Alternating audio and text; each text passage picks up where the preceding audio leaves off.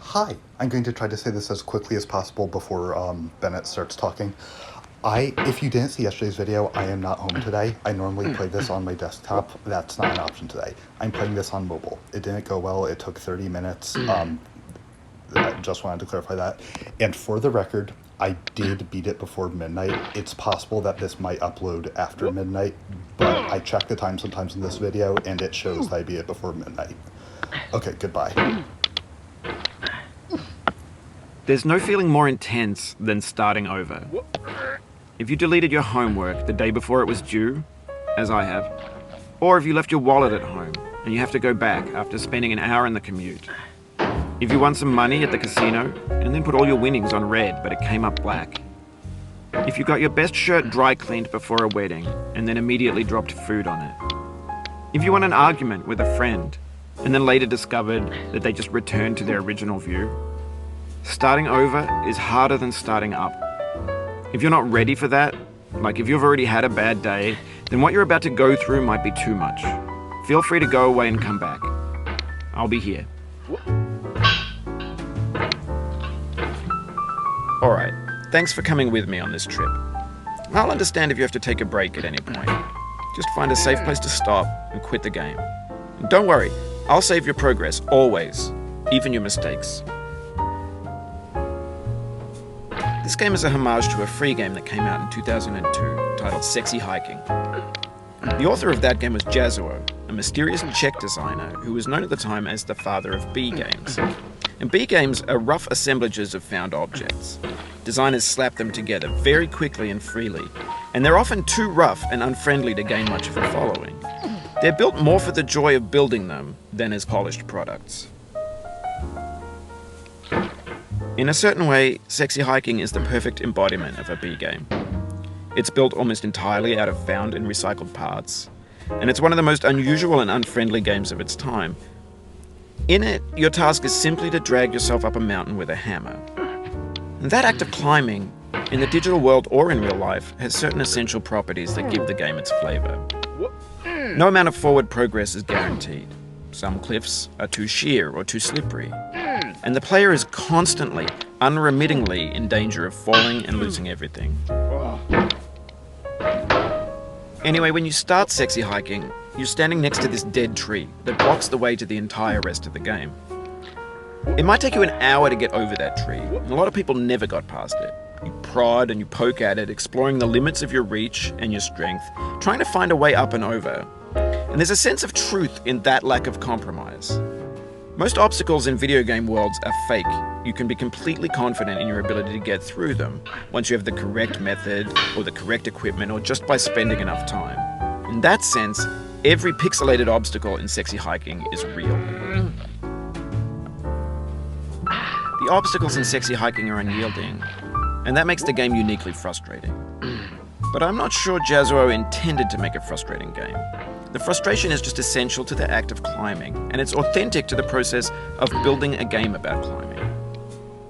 A funny thing happened to me as I was building this mountain.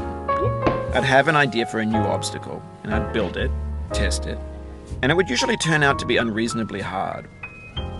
But I couldn't bring myself to make it easier. It already felt like my inability to get past the new obstacle was my fault as a player rather than as a builder. Imaginary mountains build themselves from our efforts to climb them, and it's our repeated attempts to reach the summit that turns those mountains into something real. When you're building a video game world, you're building with ideas, and that can be like working with quickset cement. You mold your ideas into a certain shape that can be played with, and in the process of playing with them, they begin to harden and set until they're immutable, like rock. And at that point, you can't change the world. Not without breaking it into pieces and starting fresh with new ideas. For years now, people have been predicting that games would soon be made out of prefabricated objects, bought in a store and assembled into a world. And for the most part, that hasn't happened, because the objects in the stores are trash. I don't mean they look bad or that they're badly made, although a lot of them are.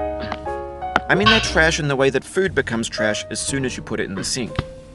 Things are made to be consumed and used in a certain context, and once the moment is gone, they transform into garbage.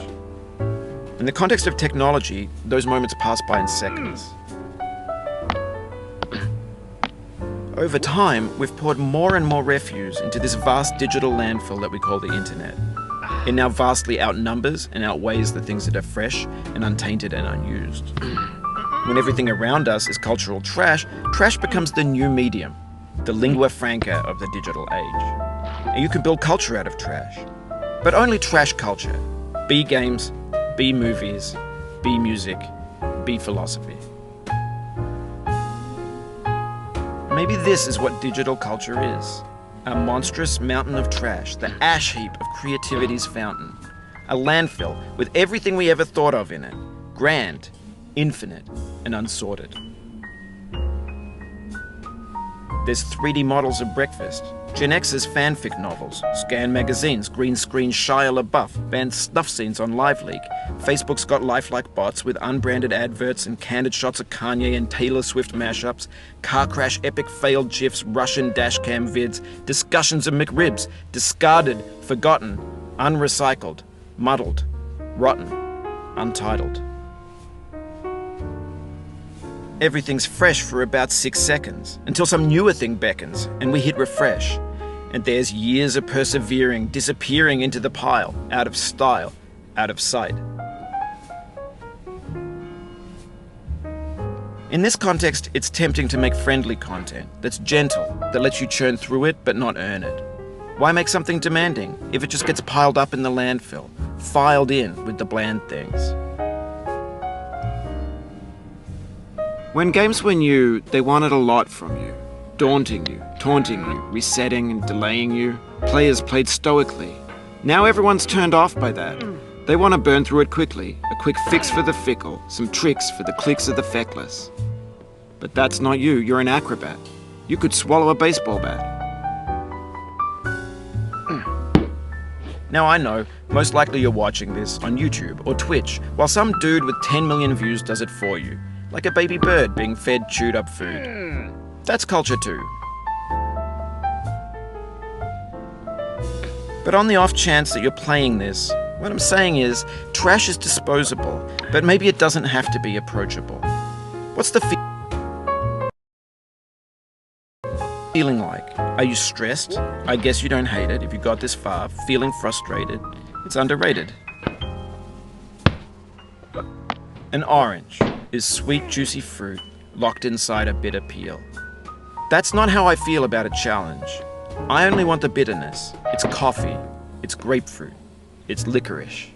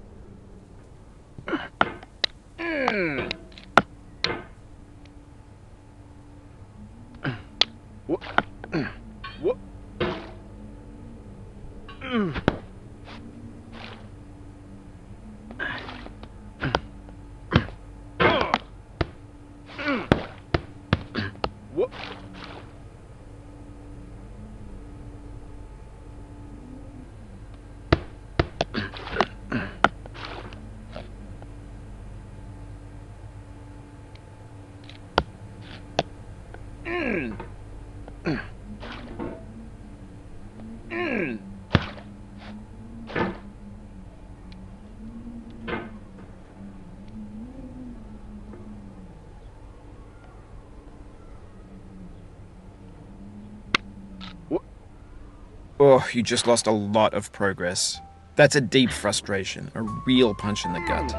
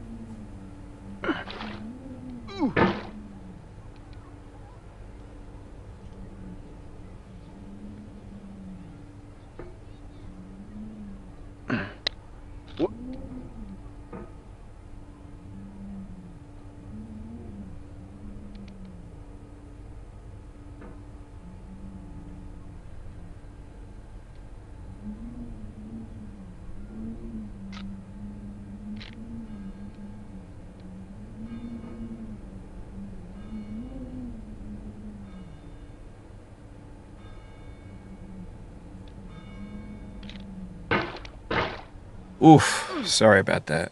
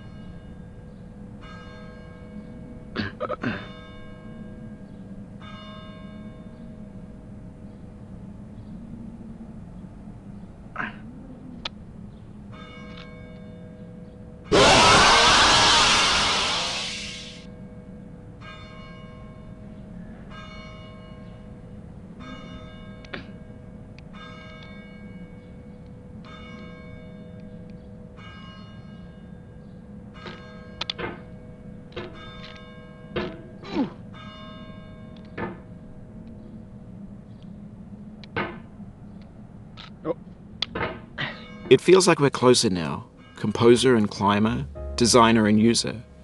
You could have refused, but you didn't. There was something in you that was hidden, that chose to continue.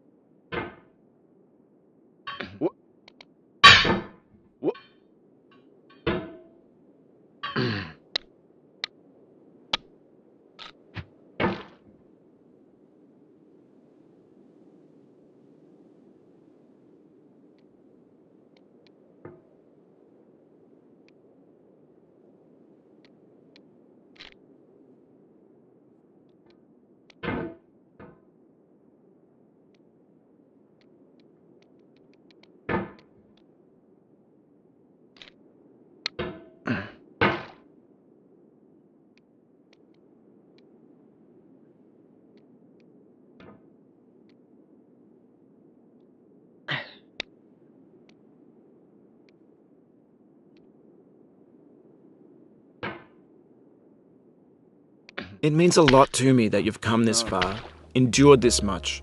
Every wisecrack, every insensitivity, every setback you've forgiven me is a kingly gift that you've given me.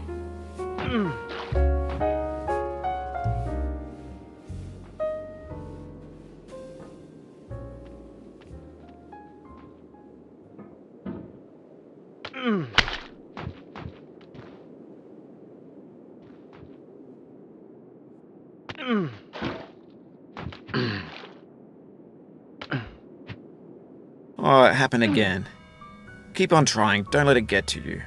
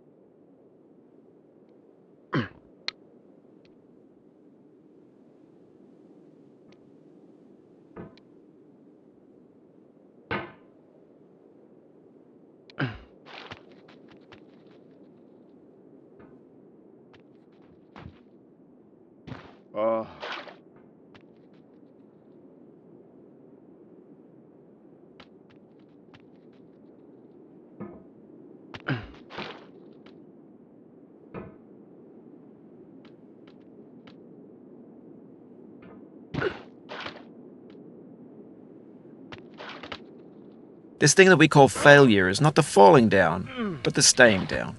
Mary Pickford.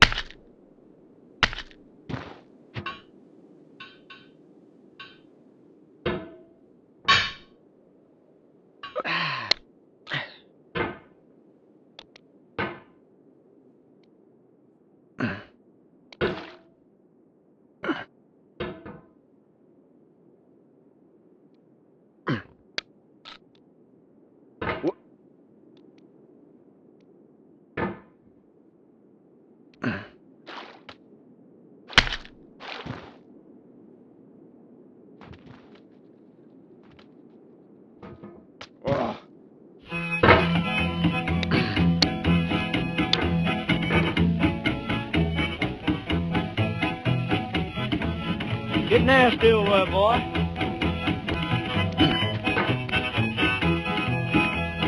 Going down the road feeling bad. I'm going down the road feeling bad. Going down the road feeling bad, and I ain't going to be treated this way.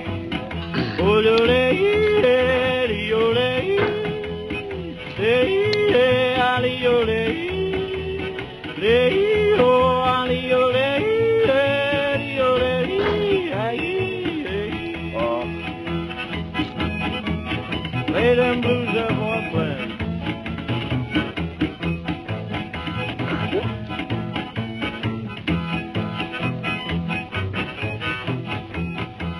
Down in the jail on my knees. I'm down in jail on my knees. Down in jail on my knees, and I ain't going to be treated this way. They feed me on cornbread and cheese. They feed me on cornbread and cheese. They feed me on cornbread and cheese, and I ain't going to be treated this way.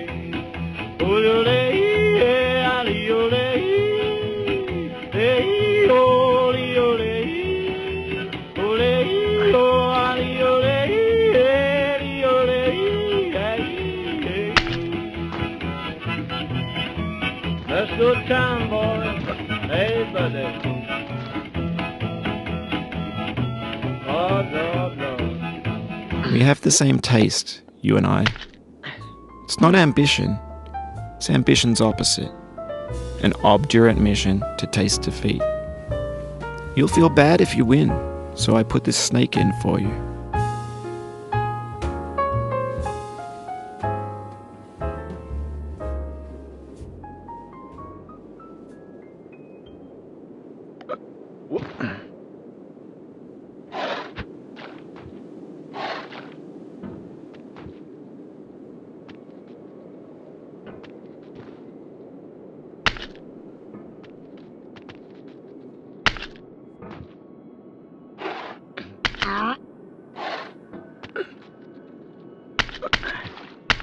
Have you thought about who you are in this?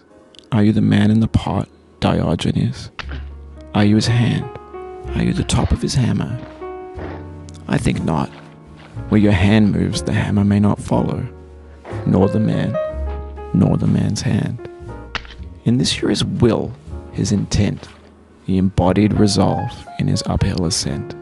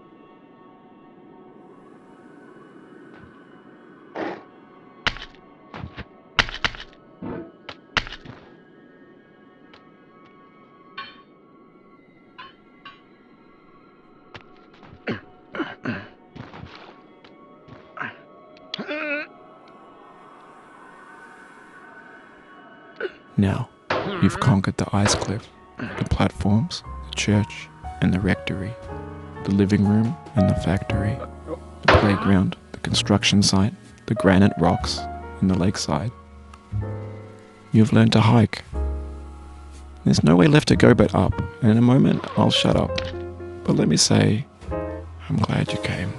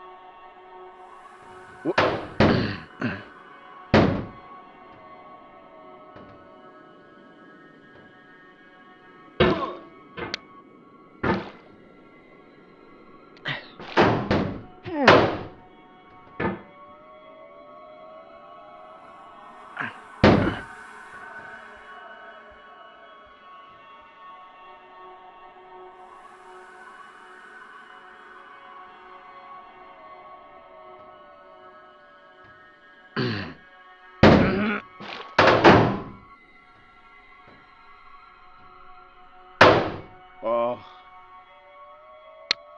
What?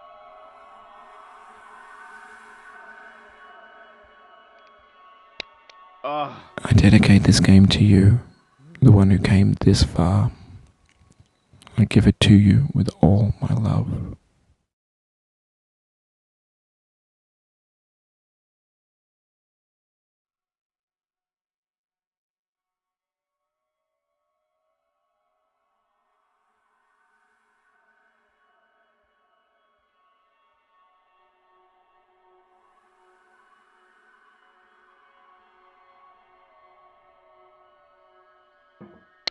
No.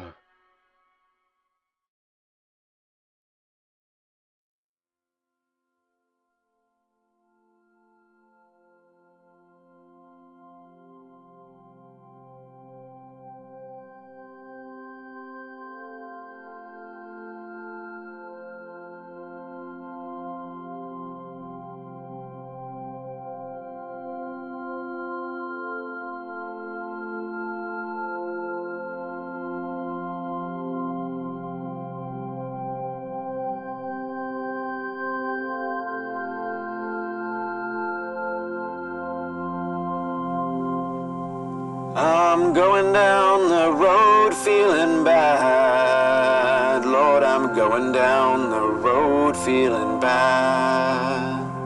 I'm going down this road feeling bad. And I ain't gonna be treated this away. I'm going where the chill wind never blows. Lord, I'm going where that chill wind never blows. I'm going where that chill wind never blows. And I ain't gonna be treated this away.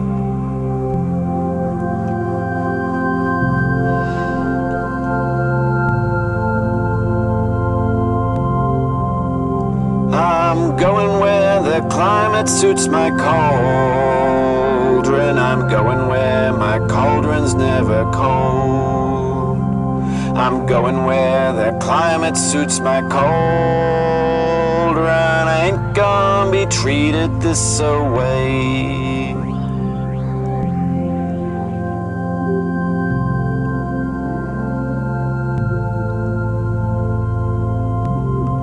I'm going down this road feeling bad. Lord, I'm going down this road feeling bad.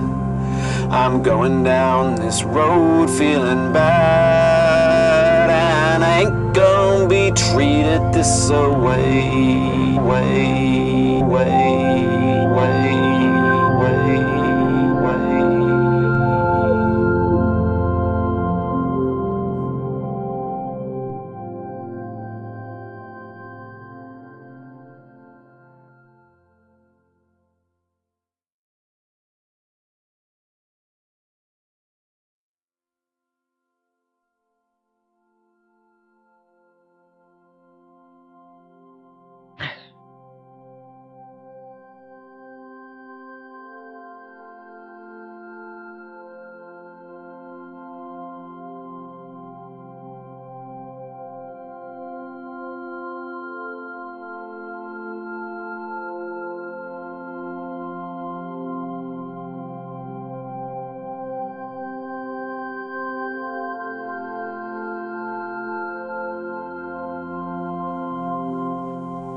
I'm going down the road.